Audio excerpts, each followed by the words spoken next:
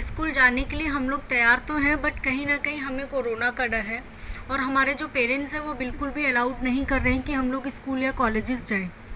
क्योंकि उस तरीके से जितनी भी फैसिलिटीज़ होनी चाहिए स्कूल या कॉलेज में वो मुझे नहीं लगता कि इतनी ज़्यादा होंगी, और ना ही सोशल डिस्टेंस हम लोग मेंटेन कर पाएंगे। ये जो ऑनलाइन पढ़ाई हो रही है वो हमें समझ में आ तो रही है, बट जिस तरीके से हमें पढ़ना चाहिए, जिस तरीके से समझना चाहिए, वो नहीं आ रहा है समझ में। क्योंकि एक तो सबसे ज़्यादा इफ़ेक्ट हम लोगों की आइज़ पे पड़ता है, जो हम लोग हमेशा सारे टाइम मोबाइल या लैपटॉप जिससे भी पढ़ाई करते वो चीज़, और सेकंड थिंग जो होती है वो हमारा ये हो जाता है कि अगर हम लोग पढ़ रहे हैं तो इंटरनेट कनेक्शन कभी कभी ब्रेक हो जाता है, तो जो वो बीच का जो डिस्टेंस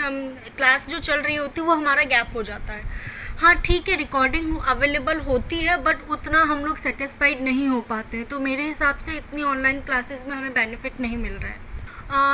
मेरे हिसाब से बढ़ा देना चाहिए, बाकी का फिर यही है, गवर्नमेंट अपने हिसाब से देखेगी, जो उनको ठीक लगेगा, जो वो फैसला लेंगे वो हमारे हित के लिए ही लेंगे। अगर उन्हें लगता है कि हाँ स्कूल या कॉलेजेस खोल देने चाहिए तो खोल देने चाहिए, अदरवाइज़ वो अपने हिसाब से देखें कि वो किस तरीके से हम लोगों को इस चीज़ से बचा पाएंगे।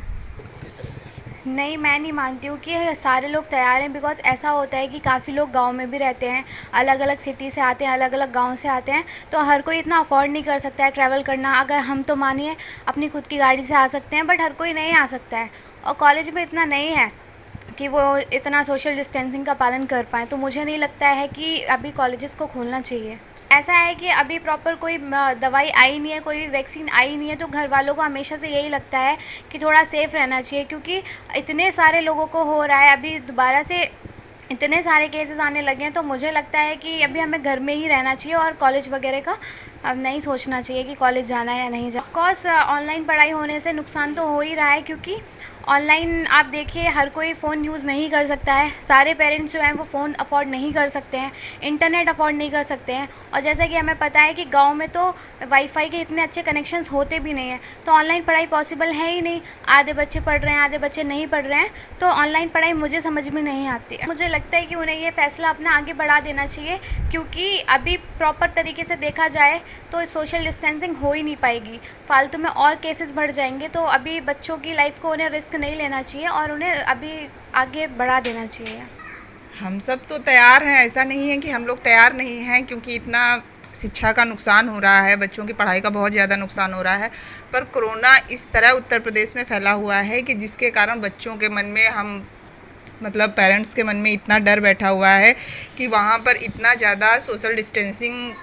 का मतलब कोई भी महत्व नहीं रहेगा, और वहाँ कोरोना फैलने का भी डर है। इसलिए अभी तो हम नहीं चाहेंगे कि हम अपने बच्चों को भेजें स्कूल। और क्या मतलब आए दिन कानपुर में इतने केस निकल रहे हैं, इतने लोग मर रहे हैं,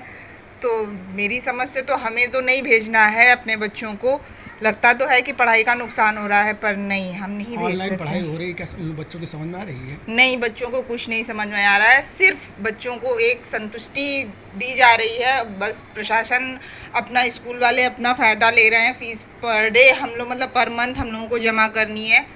पर पढ़ाई का कुछ भी मतलब समझ में कुछ नहीं आ रहा है बच्चों को। क्या लगता है सरकार को अभी आगे बढ़ाना चाहिए, स्कूल नहीं खोलना? हाँ, सरकार को अभी आगे बढ़ाना चाहिए। ये साल तो बिल्कुल भी स्कूल खोलना ही नहीं चाहिए। जो प्रशासन चाह रही है कि अगले महीने से, अक्टूबर से या सितंबर लास्ट से स्कूल खोले जाए, इसके लिए हम तो संतुष्ट नहीं हैं।